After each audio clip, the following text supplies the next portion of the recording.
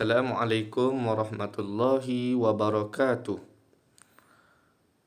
Bertemu lagi kita pada minggu yang kelima ini dalam membicarakan bab bersuci daripada hadas.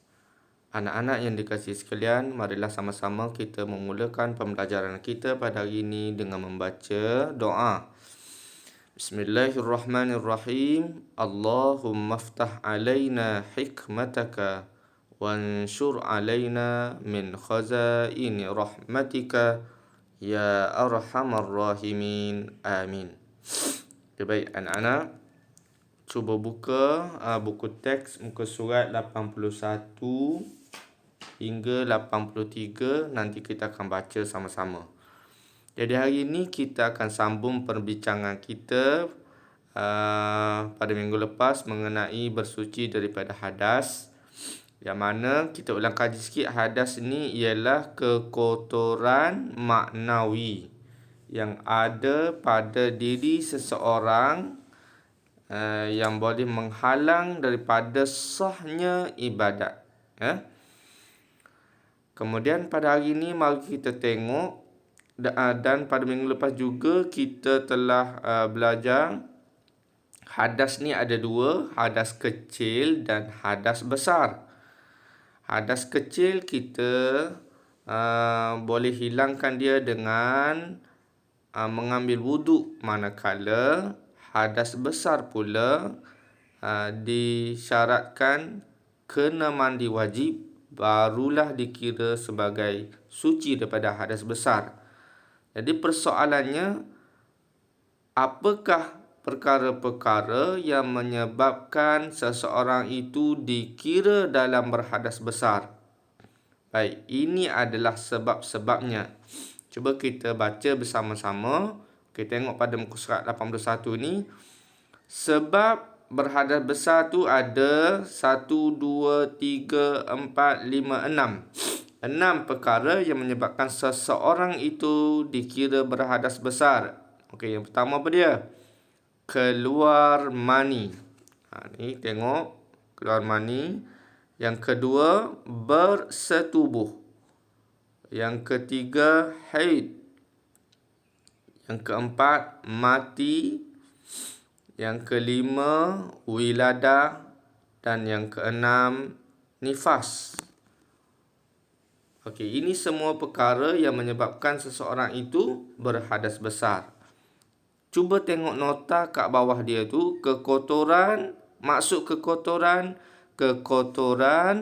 yang tidak boleh dicapai oleh deria. Ini yang dimaksudkan dengan kekotoran maknawi yang kita belajar pada minggu lepas. Maknawi seperti berhadas kecil atau besar. Wiladah, ini kalau anak-anak tak faham apa tu wiladah. Okey, di sini ada keterangan dia kat bawah. Wiladah ialah melahirkan anak. Melahirkan anak. Jadi selepas melahirkan anak, seseorang itu hendaklah mandi wajib. Seterusnya, nifas. Darah yang keluar selepas melahirkan anak. Jadi seseorang yang melahirkan anak, ada tempoh masa dia keluarkan darah yang dinamakan darah nifas.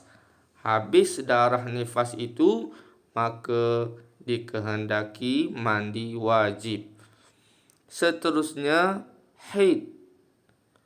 Darah ini darah yang keluar daripada rahim wanita yang sihat yang sudah baligh. Apabila seseorang perempuan itu baligh, maka akan keluar dari kemaluannya darah haid.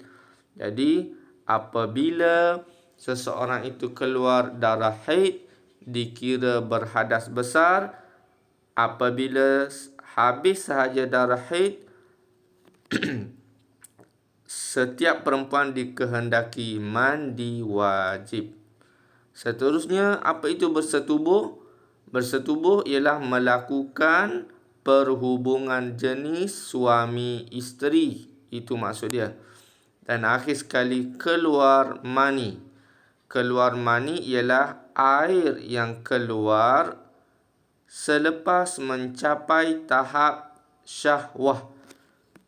Yang keluar daripada kemaluan, tak kiralah lelaki ataupun perempuan, yang keluar daripada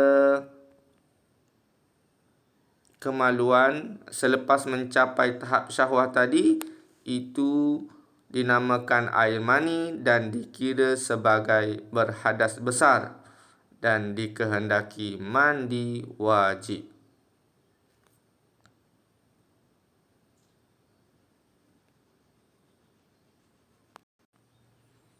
Okey, kita lihat pula pada halaman 82. 82, kita akan tengok kaedah bersuci daripada hadas besar. Jadi sebagaimana yang Ustaz beritahu sebelum ni, kalau seseorang itu berhadas besar, dia dikehendaki mandi wajib. Berbeza dengan mandi biasa, walaupun kita letak sabun banyak sekalipun, tidak dikira suci daripada hadas besar kalau tidak ikut cara mandi wajib ini. Okey, kita tengok macam mana caranya. Yang pertama, menghilangkan najis terlebih dahulu. Kalau ada najis-najis di badan kita, kita hilangkan dulu. Yang kedua, membaca basmalah sambil berniat mengangkat hadas besar. Yang ini wajibnya. Kalau kita tidak niat nak mengangkat hadas besar, walaupun kita mandi banyak mana pun tanpa niat mengangkat hadas besar tu, maka tidak sah mandi wajib itu. Okey, apa dia niat dia? Nawaitu raf'al hadasil akbari lillahi ta'ala. Maksudnya, sahaja aku mengangkat hadas besar kerana Allah Ta'ala. Seterusnya, yang ketiga, membasuh tangan 3 kali. Yang keempat, membasuh kemaluan daripada kekotoran dan najis. Okay, yang kelima, mengambil wuduk. Yang keenam, membasuh keseluruhan rambut di kepala dan telinga. Yang ketujuh, menjirus air keseluruhan badan bermula di sebelah kanan. Ini yang penting. Maksudnya mandi wajib ni, air kena biar kena seluruh tubuh kita. Tidak ada satu tempat pun yang tidak kena air. Kalau ada tempat yang tidak kena air, maka tidak sah mandi wajib kita. Contohnya di celah ketiak. Kalau kita tidak basuh, air tidak sampai di situ, maka tidak sah mandi wajib kita. Yang ke-8, menggosok bahagian sulit dan lipatan. Sebagaimana saya beritahu tadilah. Contohnya celah ketiak. Dan akhir sekali, membasuh kaki. Okey, itu adalah di antara cara-cara mandi wajib.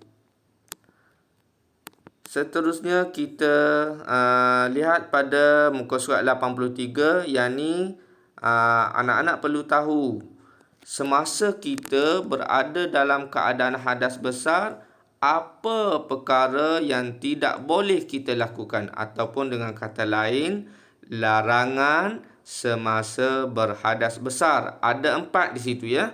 Tengok anak-anak, ada 4 perkara. Yang pertama, menunaikan solat.